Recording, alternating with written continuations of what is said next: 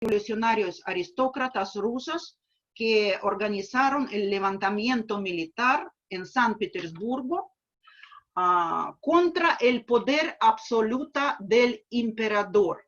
Y esa revuelta, esa insurgencia, fue ligada con la abdicación del gran duque Constantino. Pueden ver su retrato aquí. Y algunos de participantes, algunos soldados insurgentes decían en ese levantamiento, participaban bajo el lema por Constantino y la Constitución, teniendo en cuenta que la última palabra fue el nombre de la esposa de Constantino. Entonces pueden ver y comprender que no era popular en la opinión pública rusa la idea de constitucionalismo junto con el concepto de división de poderes y los derechos humanos como una idea central del desarrollo futuro político legal. Que en el modelo occidente, en ese mismo tiempo, en el siglo XIX, ya fueron realizadas algunas de esas ideas. Entonces, cabe mencionar por qué la idea del constitucionalismo no era popular. ¿Cuáles son características de historia de Rusia, de política, etcétera? Y quisiera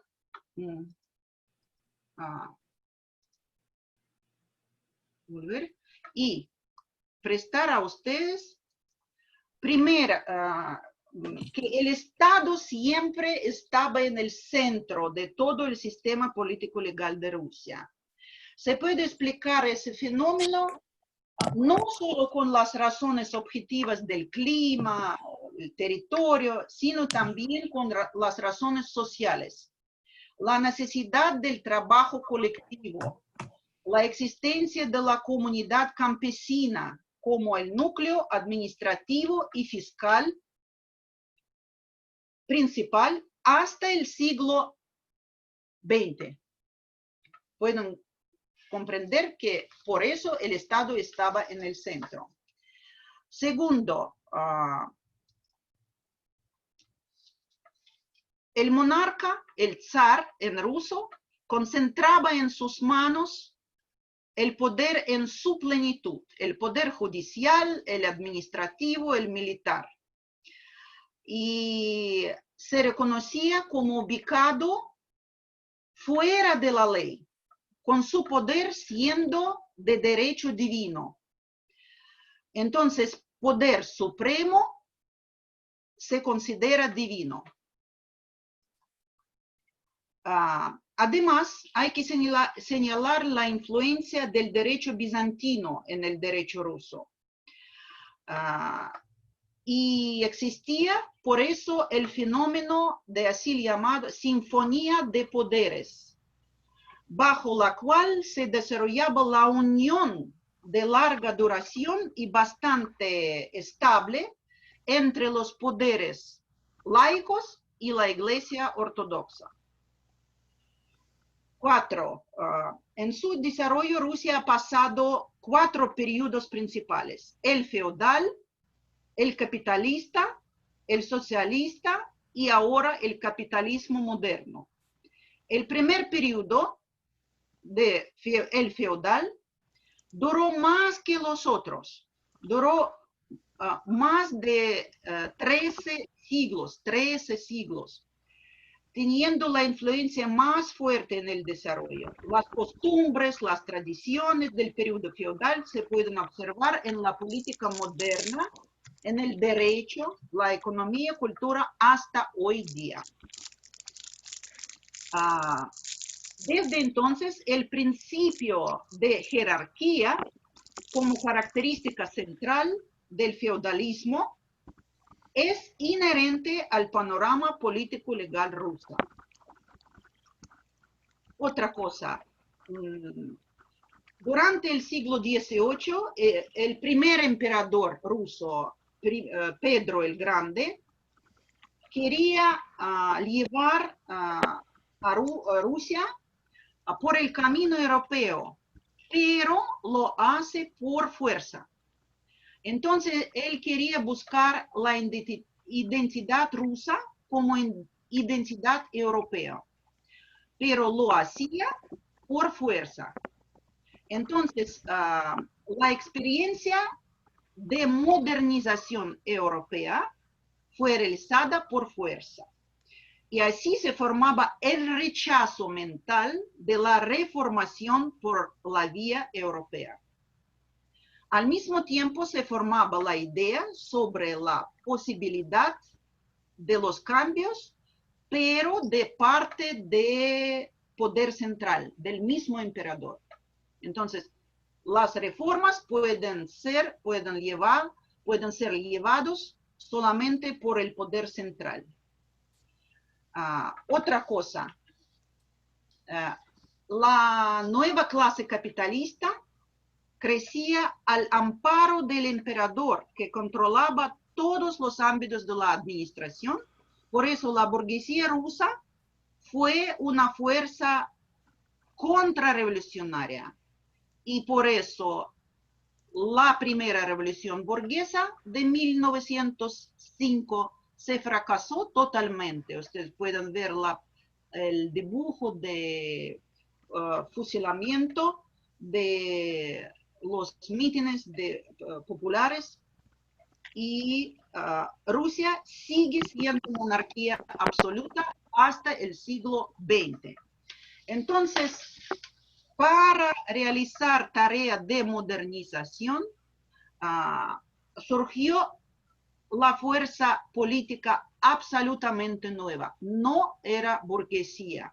Eso fue la clase proletariado.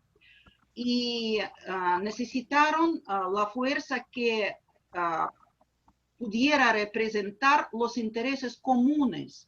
Esa fuerza era el partido de izquierda, el partido bolchevique, el partido de Lenin. Entonces, que realizó la revolución socialista de octubre. Y así fue aprobada la primera constitución en la historia de mi país. Fue Constitución de 1918 y tenía carácter marxista, con restricciones para las clases explotadores, que no tenían derechos políticos, no podían participar en las elecciones. Fue una dictadura de nueva clase proletariada. Pero quiero prestar atención que también tenía un modelo político absolutamente nuevo, el de los soviets. Soviets significa en ruso consejo. Entonces, fue creatividad de las masas mismas. Una soviet o consejo era una especie de reunión donde la gente pudiera discutir sus necesidades, planear su vida, intercambiar ideas. Pueden ver aquí en el dibujo cómo trabajaban primeras soviets. Entonces, era la creatividad de las masas mismas. Segunda constitución era la constitución de 1924. Desde el punto de vista legal, política, era lo mismo que la primera constitución. La diferencia estaba solamente en una cosa. Se formó la Unión Soviética, nuevo Estado federativo. Entonces era la primera constitución de la URSS, Unión Soviética. Pero siguen las restricciones de derechos políticos de clases explotadoras y la dictadura del proletariado. Tercera constitución de 1936. 36. O la Constitución de Stalin. Prestó por primera vez en la historia de Rusia el derecho electoral general, directo e igual a todos los ciudadanos del país. Por primera vez en la Constitución de Stalin de 1936.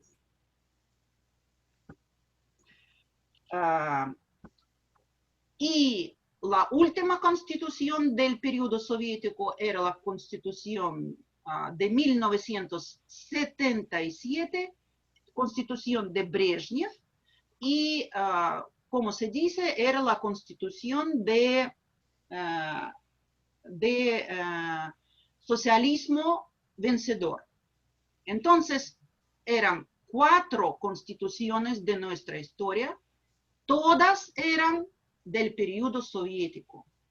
Ustedes pueden imaginar que lo principal en esas constituciones era, no existía el principio de división de poderes. Entonces, toda la historia de la URSS era sin división de poderes. No existía ese. ¿Por qué? Porque, como he dicho, era un modelo nuevo político, modelo de soviets, de otro organización, otro formato de organización del poder, donde en ese soviet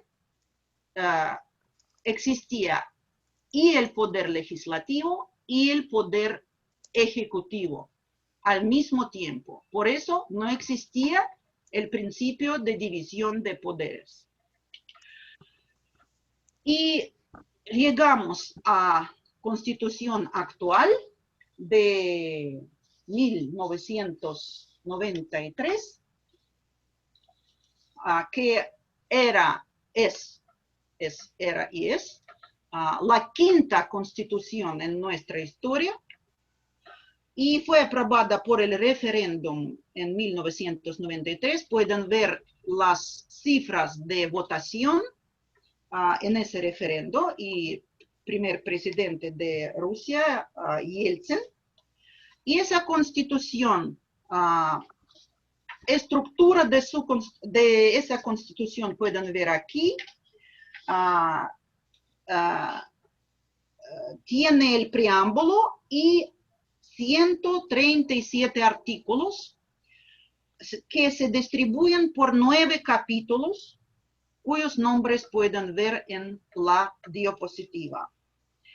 La nueva constitución se diferencia mucho con las constituciones soviéticas, con otras 4 constituciones que hemos visto. Se diferencia muchísimo, es otra constitución. Entonces, ¿qué novedades tiene? ¿Qué novedades constitucionales tiene esa nueva constitución? Primero, se permitió la propiedad privada. Eso primero. Y pasaron por eso del principio de economía planificada a la proclamación de libertad económica y la competencia. Entonces, desde el punto de la esfera económica, la propiedad privada es lo principal. Por eso, porque el principio de la economía liberal renuncia al papel decisivo del Estado, y volumen grande de compromisos sociales que obligan al Estado a preocuparse por cada ciudadano, ya no hay en esa constitución. Entonces, derechos sociales, etcétera, que era la experiencia, la herencia soviética, ya no está en esa constitución. Los derechos sociales se quedaron en el segundo plano. En el primer plano están los derechos políticos. Está fijado nuevo estatus de una persona en la sociedad y nuevos derechos. por primera vez fue instituido el cargo del presidente de la República, porque no, en el periodo soviético no tuvimos ningún cargo del presidente de la República. Otra cosa, se declararon el pluripartidismo y el principio de división de poderes por primera vez en esa constitución. El principio de división de poderes y la administración autónoma local. También es nuevo para nosotros porque no teníamos esa experiencia, porque vivimos con soviets, ese modelo que concentraba en su mismo, como he dicho, poder legislativo, poder ejecutivo y la administración autónoma local, también en los soviets. Otra cosa, esa constitución fue reformada absolutamente la estructura federal, nueva estructura federal de Rusia. Ahora tenemos, yo voy a decir un poco más antes sobre eso. Por primera vez está formado el sistema del control constitucional porque se creó la Corte Constitucional de Rusia, que ahora está situado, muy interesante, no en Moscú, pero en San Petersburgo. Está la Corte Constitucional. Entonces, vamos a ver un poco más sobre el poder del presidente. Me parece que es más interesante qué dice nuestra Constitución sobre presidente y sobre sus poderes.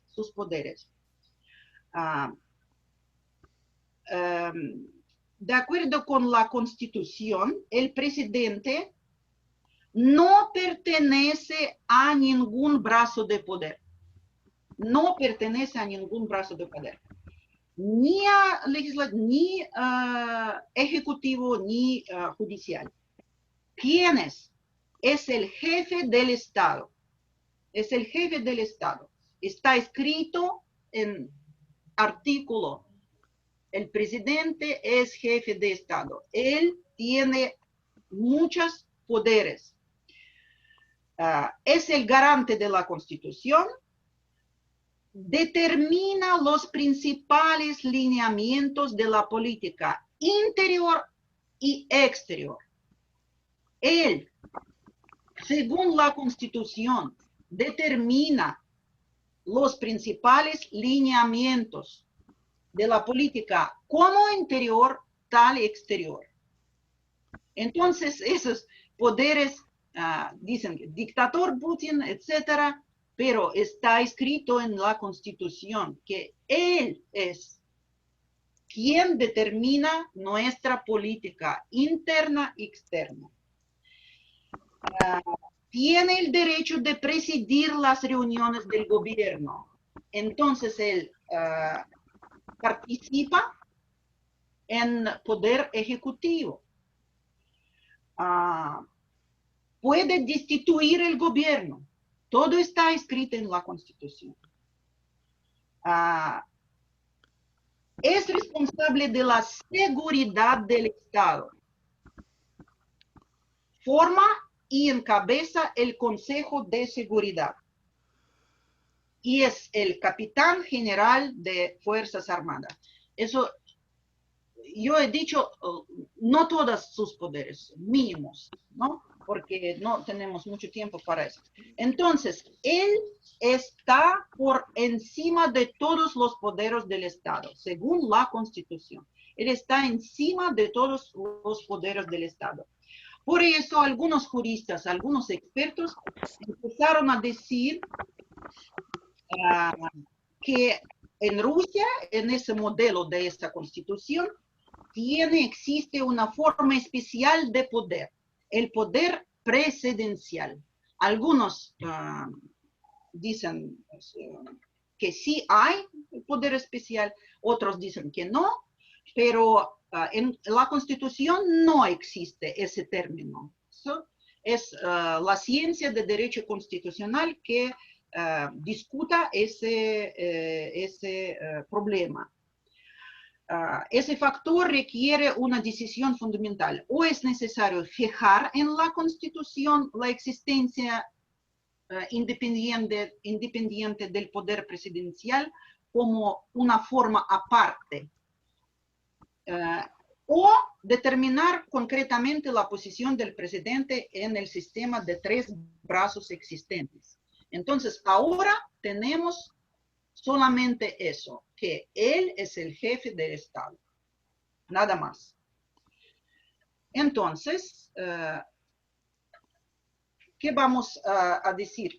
Que Rusia es una república mixta, como he dicho, y con esa reforma constitucional se va a evolucionar desde república presidencial parlamentaria hasta república parlamentaria presidencial, porque esas novedades, esa reforma da muchos poderes, mucho más poderes al Parlamento ruso. Por ejemplo, en ampliación de sus poderes en cuestión de personal, de muchos cargos estatales, va a participar exactamente el Parlamento.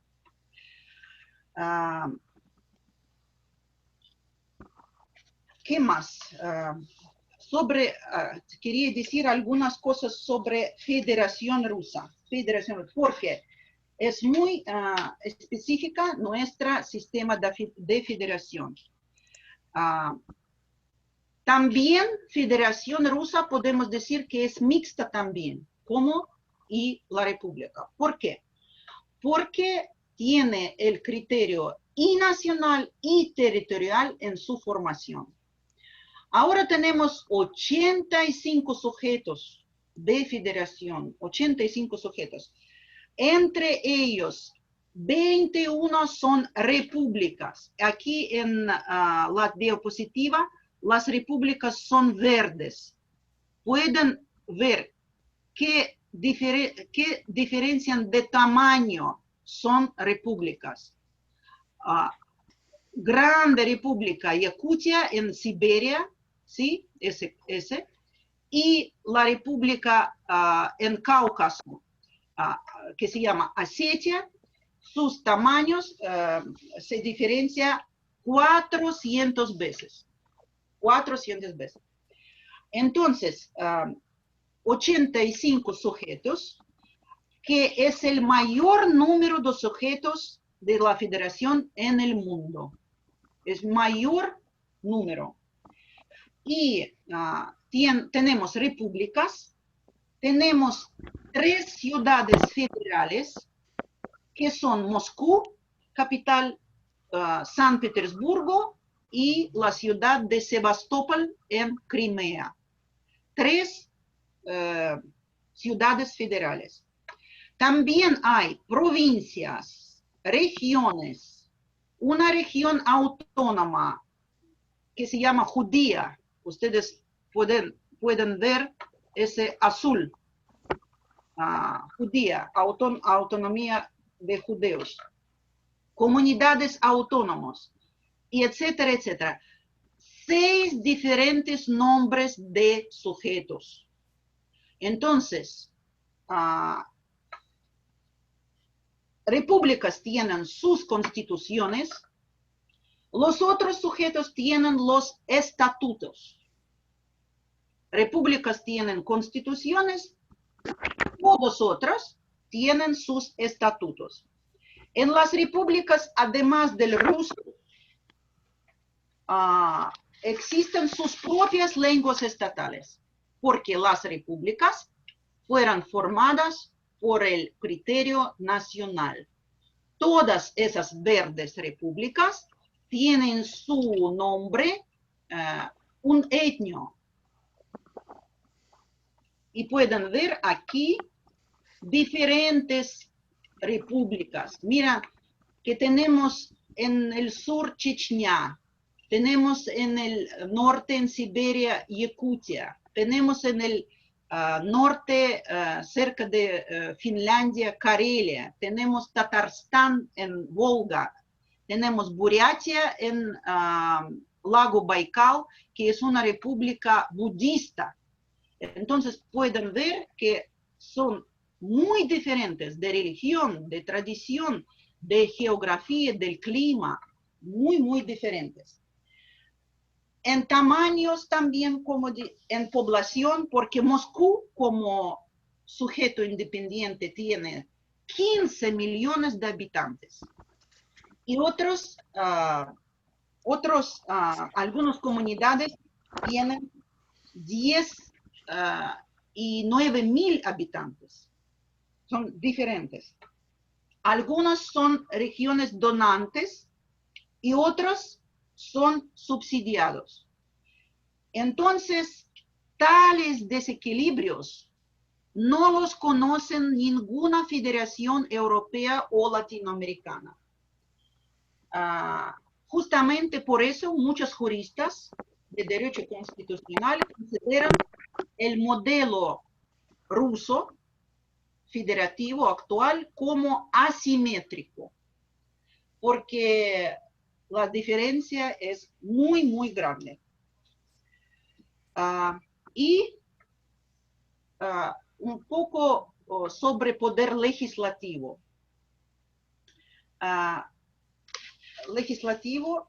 El Parlamento ruso se llama Asamblea Federal y su función es la representación del pueblo y elaboración de las leyes. Y consiste en dos cámaras iguales, Consejo de la Federación y Duma Estatal. Consejo de la Federación representa sujetos de la federación. Cada sujeto propone 2 representantes para ese Consejo de la Federación. Y según la reforma que estamos viviendo, ellos, los miembros del Consejo, van a tener el nombre de senadores, aunque no tenemos Senado, pero ellos van a tener el nombre de senadores, aunque son miembros del Consejo de Federación, no hay Senado. Eso es el edificio en Moscú donde está alojado el Consejo de la Federación. Aquí está prohibida la organización de los grupos políticos, porque sus miembros representan no fuerzas políticas, sino sujetos de federación. Por eso la lucha política está prohibida aquí, en esa cámara. No pueden hacer facciones, grupos políticos, etc. Al contrario, Duma Estatal es el órgano que representa, órgano político, que representa intereses del pueblo y consiste de 450 miembros, la mitad de quien están electos por sistema proporcional y la mitad por sistema mayoritario. Entonces, también tenemos en nuestro parlamento sistema mixta de elecciones. Entonces, república mixta, federación mixta y parlamento mixto también por el sistema de elecciones. Y ahora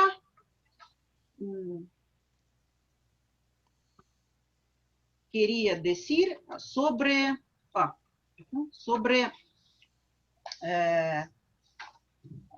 pandemia y cómo que decisiones que fueron formados en Rusia sobre durante esa pandemia.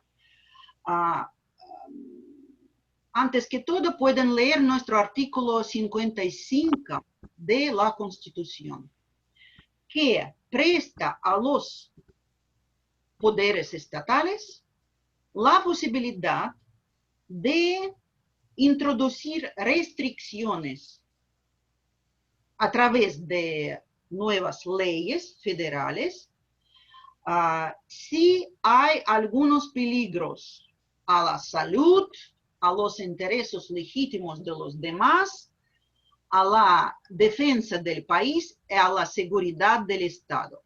Entonces, este artículo 55 de la Constitución actual da posibilidades de llevar algunas restricciones sociales, políticas, etcétera, si hay peligros a la salud y a los intereses legítimos de los demás. Entonces, ¿cuáles fueron esas restricciones? Al tomar decisiones forzadas sobre restricciones de removimiento y de cuarentena, Rusia se centra en la experiencia de China. El 31 de marzo, en Rusia se endureció la responsabilidad penal y administrativa por violar las normas sanitarias y epidemiológicas y por difundir públicamente una información de importancia pública, pero a todas luces falsa. Entonces, se endurecieron la responsabilidad penal y administrativa. ¿Cómo? En el Código Penal de la Federación de Rusia se añadió el artículo nuevo sobre la violación de las normas sanitarias que llevó a una enfermedad masiva, intoxicación de personas o creó una amenaza de aparecer tales consecuencias, y al violador se castiga con una multa muy grande, $6,000. Fue nueva multa por ese, por eso. Si se causó la muerte por negligencia de una persona, se castiga con una multa de $12,000 o con una restricción o privación de libertad de 2 o 4 años. La violación de las normas sanitarias y epidemiológicas que ocasione muerte involuntaria de 2 o más personas se castiga con trabajos forzados de 4 o 5 años o con una pena de prisión de 5 o 7 años. Entonces, eso fue la agravación de responsabilidad penal y administrativa. También se introdujeron las enmiendas en el Código de Infracciones Administrativas que prevé el aumento de las multas por violación de las reglas de aislamiento. $300 por primera violación y $3,000 por la posterior.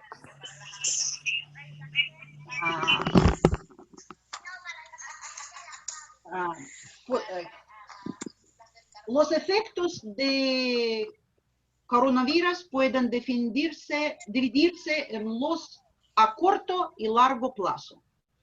En el corto plazo se puede aprender varias lecciones. Rusia cerró la frontera con China ya en enero de 2020. En enero.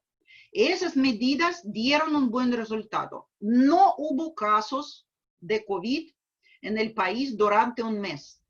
Sin embargo, desde el fin de febrero aparecen primeros pacientes. la enfermedad, a pesar de existir una barrera dura en el este del país, llegó a Rusia desde el oeste, cuando turistas rusos comenzaron a regresar de ahí, de Europa. Fueron rusos ricos que descansaron en los Alpes, en los centros turísticos de España o asistieron en la Semana de la Moda en Italia.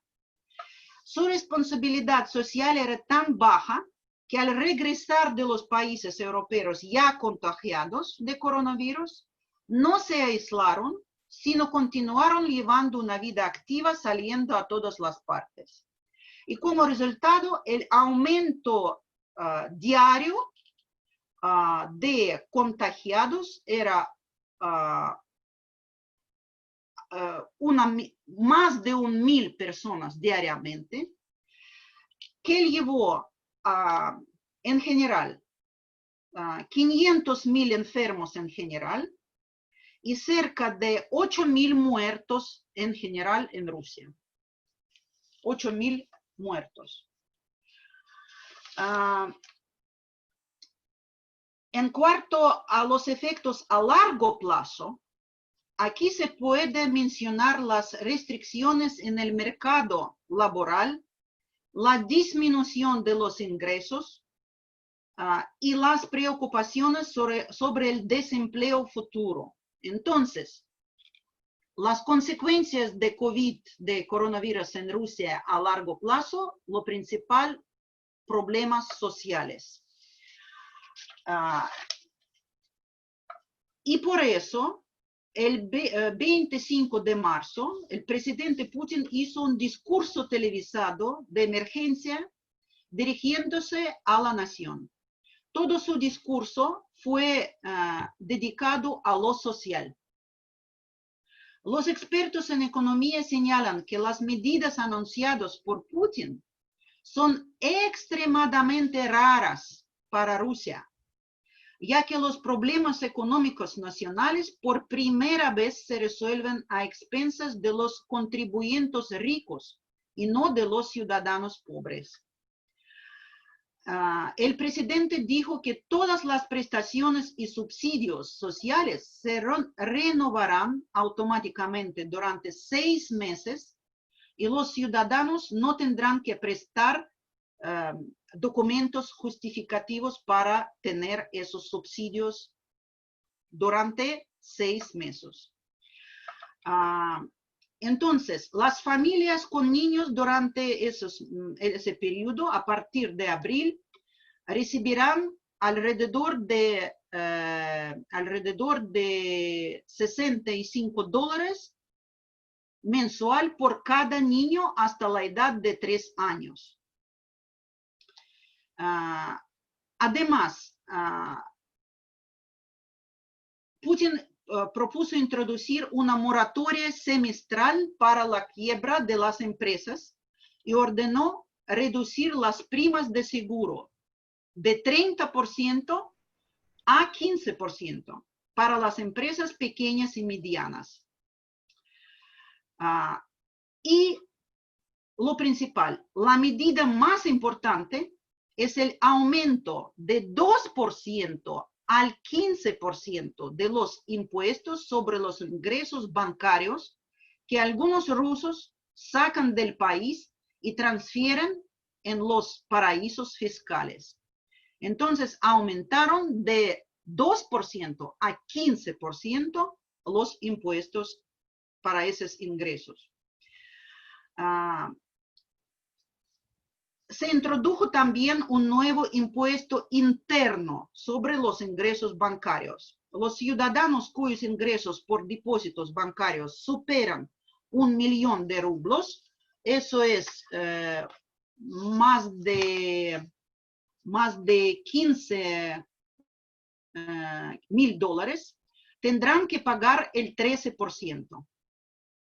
Entonces, parece que el coronavirus hizo a que las autoridades rusas recuerdan que el Estado puede apoyar a los pobres y ciudadanos ordinarios utilizando no solo sus reservas, sino también mecanismos de redistribución financiera. redistribución financiera.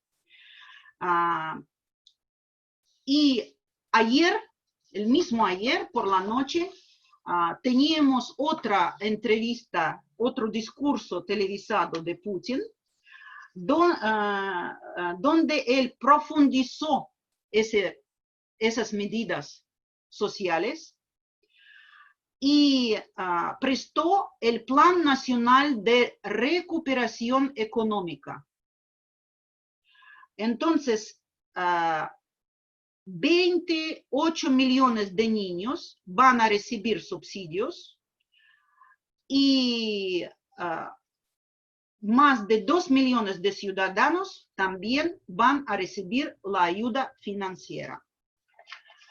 Entonces, eso es el resultado social de la pandemia en Rusia, de ese régimen muy raro, muy específico. Cabe señalar también otro resultado de largo plazo. Uno es social y otro es inicio de activización de los mecanismos federativos. Porque 10 días después del inicio de la pandemia, el gobierno decidió involucrar a las autoridades de sujetos de federación en la lucha contra el virus. Putin firmó el decreto que precisa lo que pueden hacer los sujetos de la federación. Los jefes de las regiones deciden ellos mismos qué régimen hay que establecer en su territorio. Entonces ellos, según ese decreto, recibieron más poderes, más autonomía. Ellos mismos deciden qué régimen van a establecer en su región, en su territorio. Tienen derecho a imponer restricciones o establecer el estado de alerta o el de emergencia. Además, los jefes tienen derecho a suspender o restringir el trabajo de cualquier organización y empresario.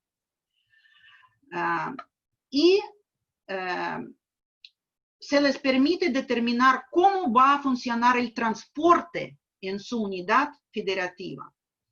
Las restricciones pueden tener lugar durante todo el periodo y hasta cuando ellos mismos deciden, las regiones mismas, cuándo van a terminar esas restricciones. Ahora, algunas regiones ya terminan, ya cancelaron las restricciones, otros no. Entonces, yo para finalizar voy a decir que los resultados de pandemia en Rusia tiene, ¿cómo decir?, dos resultados principales. Primera es la reforma constitucional que tuviera que empezar más antes, pero va a finalizar ahora mismo durante el periodo de pandemia. Y otro es que la política interna se va a modificarse, se va a evolucionar a un bloque social, a los subsidios, a la ayuda financiera a la gente. Porque en su discurso de ayer por la televisión, el presidente dijo que nuestra tarea principal es salvar la gente, no solo físicamente, pero con ayuda financiera también.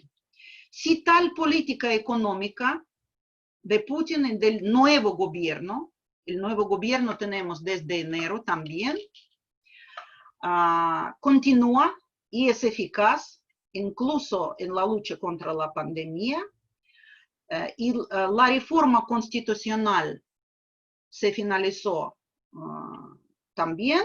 Se puede suponer que el periodo de la presidencia de Putin se prolongará y será totalmente apoyada por la población. Entonces, podemos llamar la respuesta de Rusia a coronavirus como la respuesta social. En ese sentido, y olvidé decir algunas palabras sobre la ayuda de Rusia a Serbia, a Italia, durante esos meses, que es ayuda muy grande y muy en lugar también. Y en ese sentido, el momento de la lucha mundial contra el coronavirus puede dar a la humanidad la oportunidad de rechazar la distancia social y avanzar hacia la unidad social. Entonces, muchas gracias por su atención y perdón por el discurso muy largo, pero muchas gracias.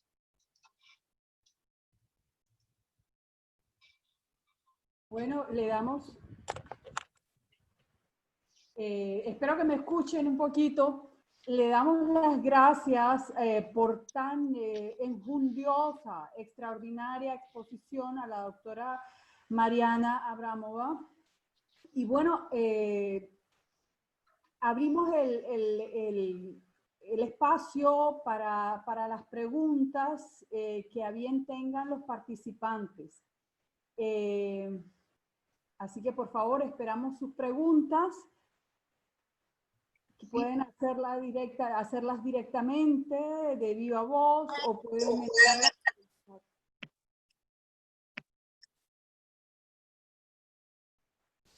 Hola. Sí, la escuchamos, Sandra. ¿Tiene alguna pregunta? Sí, yo tengo una pregunta. Cuando la doctora Mariana habla de ella se refirió a la posibilidad, a la probabilidad de una redistribución de bienes o redistribución de recursos. Se refiere a expropiación, ¿no? De propiedad privada. Bueno, yo entendí que era una nueva política fiscal, pero vamos a dejar que la doctora Mariana responda a esa pregunta. Sí, doctora sí. Mariana, por favor. Sí, no tiene nada que ver con la propiedad privada, nada. Es solamente la nueva política fiscal. Nueva política fiscal de aumento de impuestos a los, ¿cómo se dice?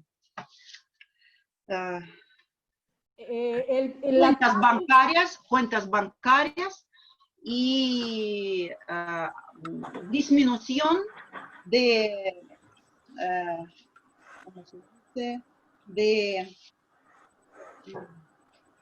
De primas de seguro de pequeñas y medianos empresarios. Y también el aumento. Si puedo añadir también el de Rusia también, un poco, ¿no? Por supuesto. No, es que también aumenta ahora el impuesto sobre la renta de las personas físicas. Ok. Que tienen que reciben 5 millones de rublos al año, la renta, solo 2%, pero hay muchos gritos por parte de la oposición de esta gente rica. Solo 2% provocaron una discusión y gritos bastante fuertes en Rusia, pero aumenta el impuesto. Se hablaba mucho de esto antes, pero me parece que el coronavirus un poco empujó, si podemos decir así, empujó a las autoridades a este paso. No. Es para completar un poco. Ok. Es que bueno, es que cuando hay redistribución, pues sí, eso suena como, suena a expropiación, suena como a que van a ser impactadas en sus bienes y en sus intereses, pues los ciudadanos y las empresas privadas, ¿no? Claro, con el fin de lograr sobreponer los efectos de la crisis. Y también escuché que otra de las políticas es extender el periodo presidencial de Putin. Y extenderlo, o sea, ¿cómo se determina el alcance de esa extensión de su periodo presidencial?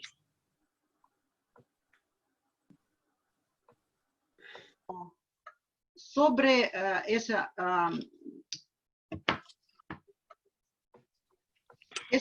novedad sobre la reelección de Putin, es como puesta a cero plazos de su existencia actual como presidente.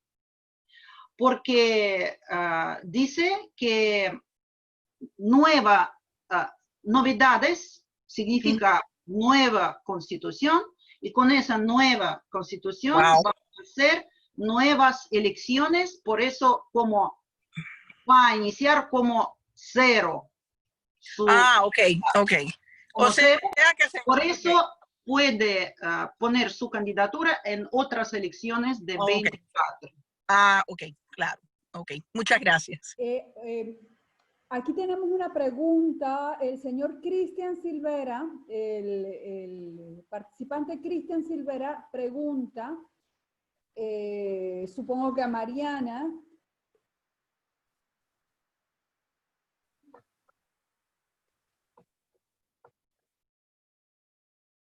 Svetlana no hay.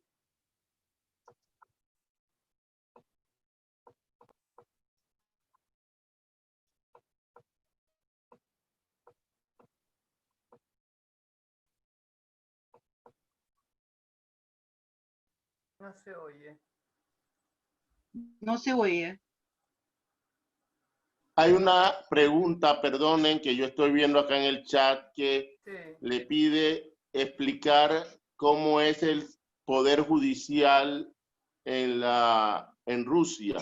Me imagino que hacer una explicación federal y en relación a las diversas regiones muy brevemente. Describir eso. Sí, poder judicial, como todos los poderes, como poder legislativo, ejecutivo, tiene dos niveles, porque somos federación. Por eso tenemos el poder judicial central, federativo, y poderes judiciales en cada sujeto de federación. Entonces,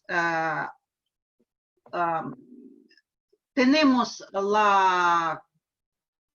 el Tribunal Constitucional Federal, que, como dicho, está alojado en San Petersburgo, y también tienen los sujetos sus tribunales constitucionales.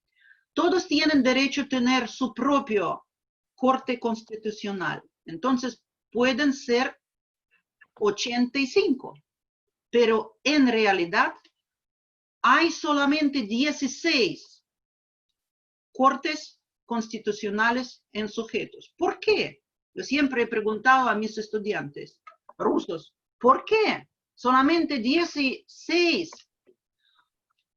La respuesta es dinero, porque cada sujeto tiene que pagar financieramente, apoyar ese tribunal por sus propios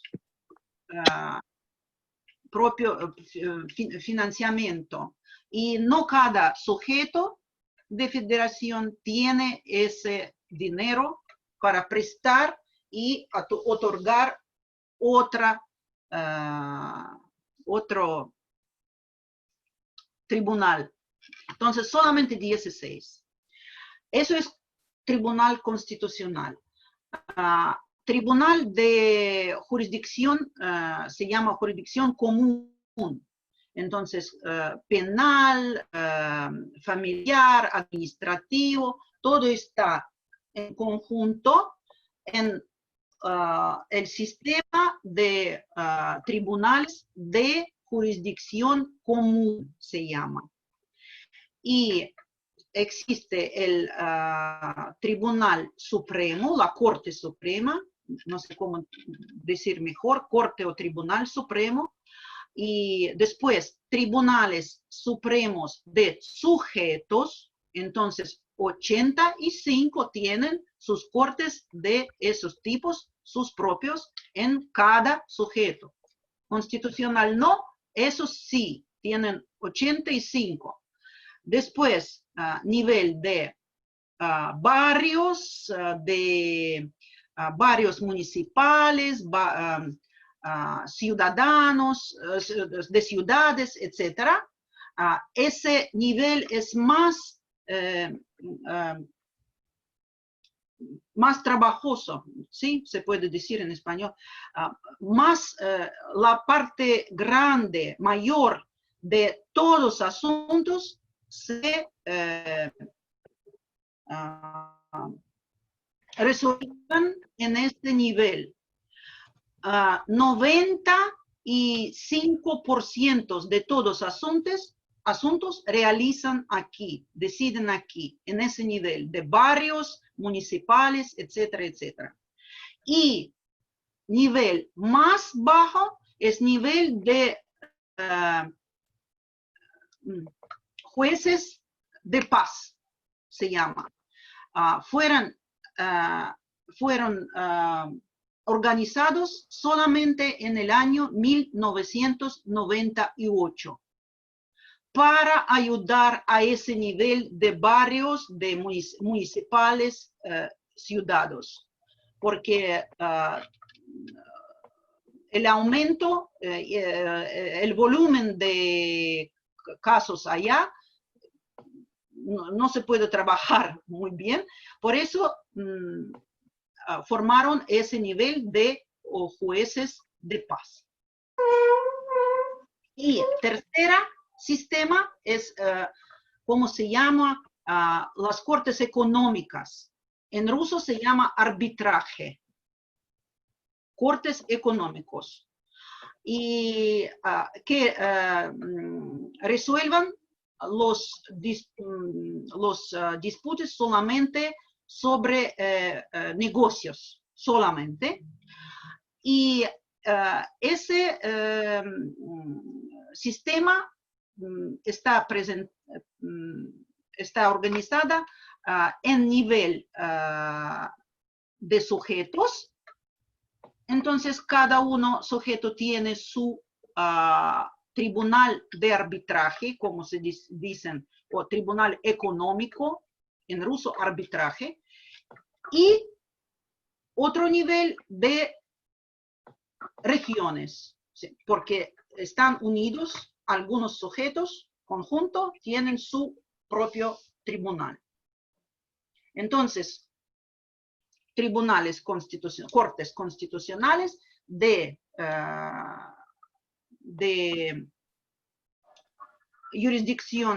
jurisdicción común y económica. Eso es en breve. Ok, tengo más preguntas del público. Voy a leer de dos en dos para que usted pueda irlas contestando. Me preguntan si pudiera hacer brevemente una descripción de las competencias o facultades del Tribunal Constitucional.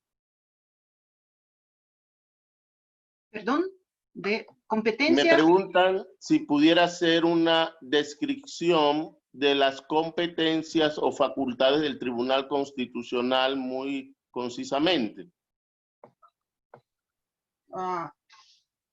La primera competencia y más importante es control constitucional. ¿Qué quiere decir? Que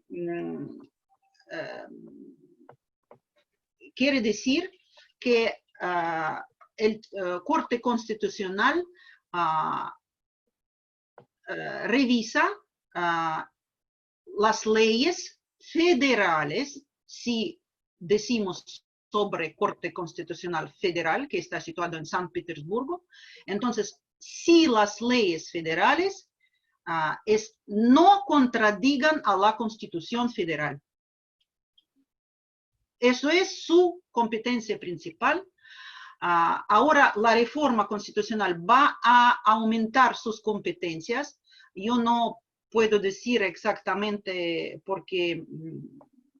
cuáles son, pero también tiene ese Corte Constitucional la competencia sobre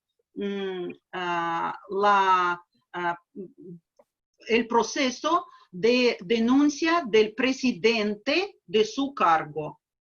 El tribunal está incluido en ese proceso. Y, como se puede comprender, las cortes constitucionales de sujetos de federación tienen también la competencia de control constitucional, que quiere decir al nivel del sujeto, si la ley de sujeto no contradiga a la constitución de sujeto. Eso es lo principal. Perfecto, vamos a ver otra pregunta. Bueno, ya usted contestó el tema de la reelección del presidente. Se pregunta, aquí hay una pregunta que me parece interesante. ¿A qué se debe el cambio de ideología en su constitución y el hecho de incluir a Dios? Si nos puede ampliar sobre ese tema. ¿Cómo se dice? Eso es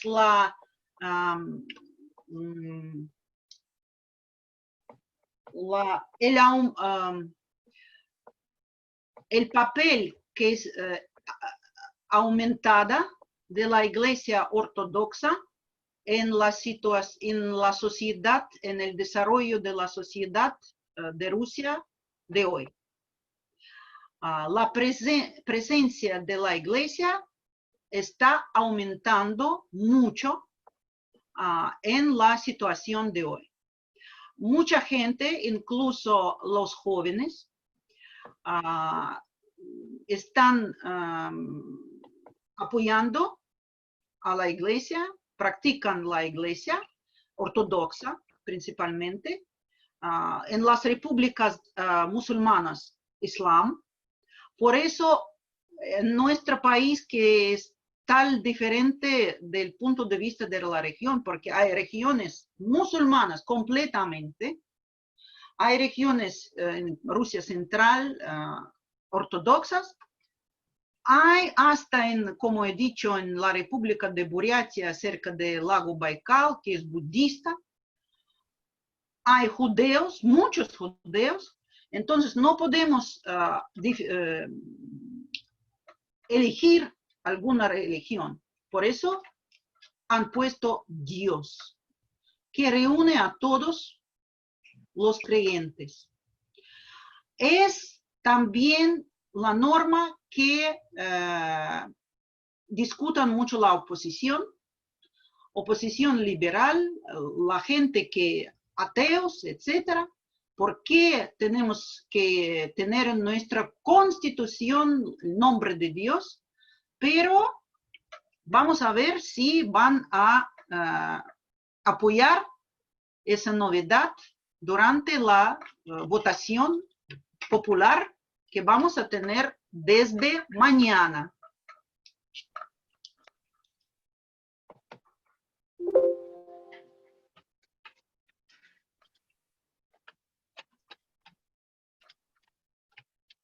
Bueno, por razones de tiempo, vamos a culminar aquí esta gran disertación con nuestra amiga y colega rusa, la doctora Mariana Abramova.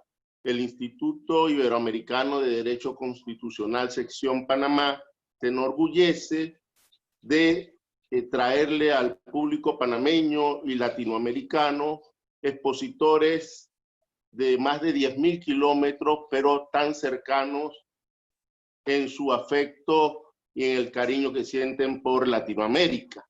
La profesora Abramova hizo una tesis doctoral en Uruguay sobre el tema de la dictadura y la vuelta a la democracia, si no me equivoco. Entonces, ella está muy cercana a América Latina, tiene excelentes relaciones académicas con amigos nuestros como Luisa Caro Conci y con otros, con Maximiliano Toricelli, quienes nos apoyan siempre en nuestras actividades del Instituto Iberoamericano de Derecho Constitucional, sección Panamá. Yo quiero también manifestar que hoy hemos tenido la presencia de varias personas muy importantes de Brasil, hemos tenido un participante de Suiza, hemos tenido de República Dominicana, de México,